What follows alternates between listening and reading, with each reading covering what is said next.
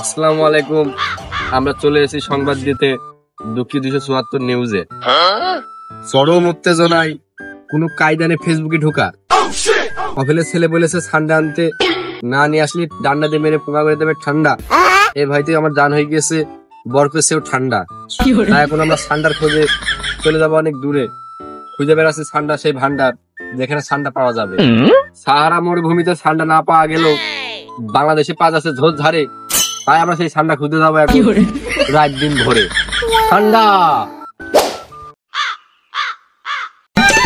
আয় বন্ধু আমার খালি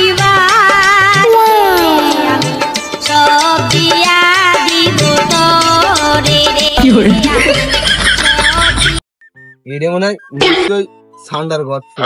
এই ঠান্ডা যদি পেয়ে যায় আমার 2 লাখ টাকা ব্যবসা হয়ে যাবে, মানুষজনের দেখানো যাবে না, যাই হোক ব্যবসা হয়ে যাবে।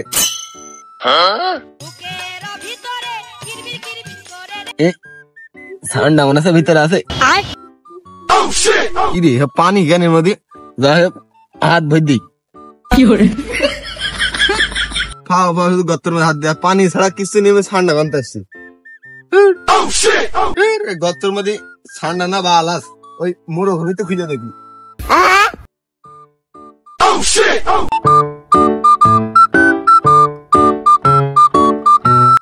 এই রে এই ঠান্ডা মানে ধরে ফেলেছি 2 লাখ।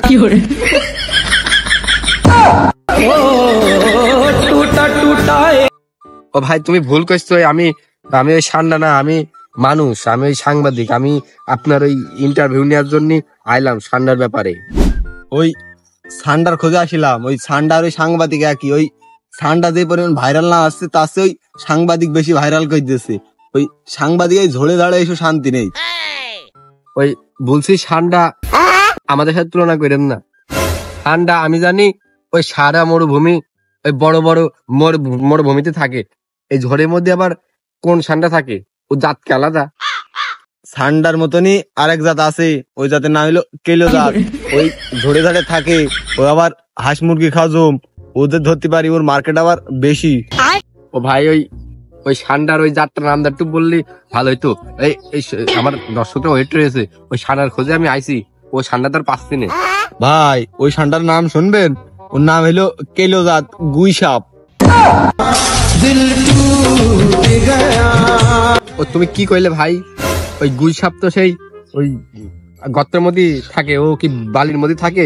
ও তো সেই গু খবর, সেই মুরগি বাচ্চা টাচ্চা খায়, ও তা তো ঠান্ডা হিসাবে চলে না। তো ওটা তুমি কেন খুঁজ দিয়েছো?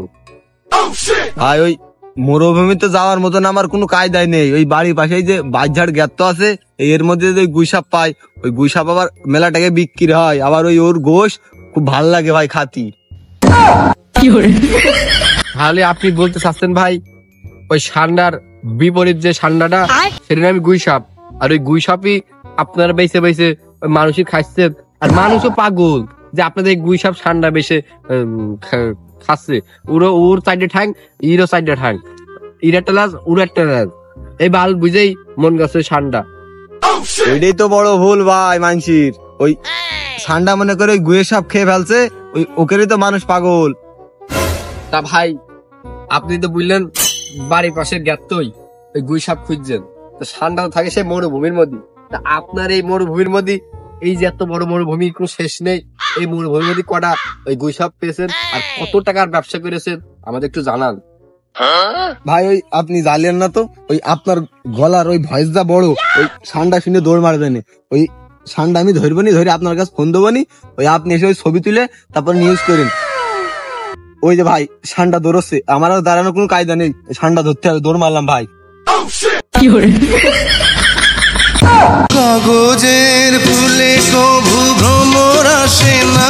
আরে ঠান্ডা রে, ওই সারা মরুভূমি আর কত কত বড় বড় মরুভূমির মধ্যে ঠান্ডা খুঁজে লোকজন পাচ্ছে না, আর বাংলাদেশের লোক নাকি ঝড়ের মধ্যে ঠান্ডা খুঁজে কোটি কোটি টাকা ব্যবসা করছে। সারা বাঙালি আসলেই পাগল। হোক দেখি আরেক ঠান্ডা খুঁজি, নাহলে আমার ঠোঙা মেরে ঠান্ডা করে দেবে। ঠান্ডার কারণে এইকেও শান্তি নেই আমার, আবার ঠান্ডা জায়গা না হলে একে শান্তি হয় না। এই ঠান্ডা যে গন্তে এলো, ঠান্ডার জন্য একেও শান্তি নেই। শরীর কেমন ভারী ভারী, বয়স আমার কুড়ি, পাও না জানে ঠান্ডা কি বড় তা আসলো? ঠান্ডা কি বড় তা আসলো নাকি? ঠান্ডা ওরে মনা যৌবনটা বৃথা গেল যাইয়া দেখ ঠান্ডার গুরমুট পড়লাম নাকি? গুরমুট পড়ে যে আমার মুখ ঠান্ডা হয়ে গেল, দেখে তো মনে হচ্ছে মানুষের গু। ঠান্ডা বুঝে যদি আমার ধরতো তাহলে মেয়েটা তো ঠান্ডা করে দিত। আমি মনে মেলা মার্কেট ঘুরে ফেললাম, মনে আমি ঠান্ডা পেয়ে যাবো। ভাই হেগে মেগে ফেলেছো, বিরাট গন্ধ বেড়াচ্ছে। ও কন যাইছো হেগে মেগে? ভাই আর কইও না, ও তো না কলাম না। ওই দাঁড়াও ও ওখানে দাঁড়াও, ও গন্ধ কাটছে। ভাই শুনবেন না কি হয়েছে? আমি শোনার জন্যই তো দাঁড়িয়ে রয়েছি। তাহলে শোনো বাবু, বলবো? তাহলে বললাম।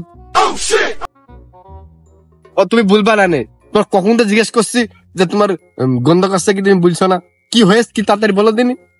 আমা তো শুনবা তো, তাই তো বলবো না আমি তো শুনছিলাম না, আমি ওই ঠান্ডা খুঁজছিলাম। এই বাবু তুমি লাইনে এবারে এসো, ওই ঠান্ডার কারণে তাই গন্ধটার কারণ। হঠাৎ ঠান্ডা হেগে দিয়েছ নাকি মুখে? ঠান্ডার গোড়া তো কারণ। ঠান্ডা খুঁজছিলাম আমার ঝড়ের মধ্যে, পড়লাম মুখ থুবড়ি, মুখ তুলে দেখি মুখ ঠান্ডা, এর কারণে ঠান্ডা। তা ভাই আমি তো খুঁজ দিয়ে আইছি ওই ঠান্ডার ওই ব্যক্তিগুলার, যেগুলো আপনার মতো পাগল ওই গুইসাপ ধরে নিতে বলছে ঠান্ডা। ওই মূল রহস্যটা আমার একটু বলেন দিনি, আমার জানটা হোক ঠান্ডা। আপনার জান ঠান্ডা না করতে পারলেও আমার মুখ হয়েছে ঠান্ডা। আপনি এখানে কথা মতো পেছেন না, সামনে যান, যান ঠান্ডার গুর ভান্ডার। কি করে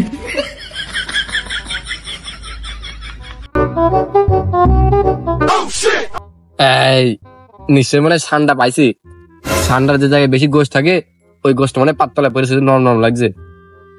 বেশি কথা না বললে প্যাকের মধ্যে ভয় নিয়ে চলে যায়। এই রে বড় ঠান্ডা মনে হয় পাইছি। কি রে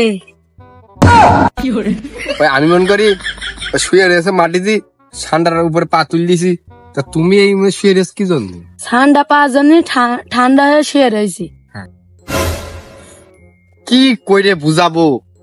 এই শালা পাগল, এই তুমি শুয়ে থাকি তো ঠান্ডা চলে আসবে, তো ঠান্ডা কি বাংলাদেশে পাওয়া যায়? ঝরঝরাতে করে সেই গুইসাপ ধরে নিয়ে যে ঠান্ডা হিসেবে বেঁচে দিচ্ছিস, ওই মরুভূমিতে যা, মরুভূমিতে যা ঠান্ডা খুঁজগা। ওই টাকা দাও। ঠান্ডা বেসবি তুই, টাকা আমি দেবো কেন? তুমি বলছো কেন? তো চলে গেলাম। তো যাও। কি করে শরীর কেমন ভারী ভারী, বয়স আমার কুড়ি, বাউনা দেনে চটকা মারলে উইটা জায়গা দূরি। ওই নিচে মনে হয় তোমার আর জায়গা হয়নি, বন্যা মানে সব ভেসে গিয়েছে। ওই গাছটা তোমার আসলে কেন্দ্র হয়েছে। কথা বলিস ঠান্ডা হারিয়ে যাবে না।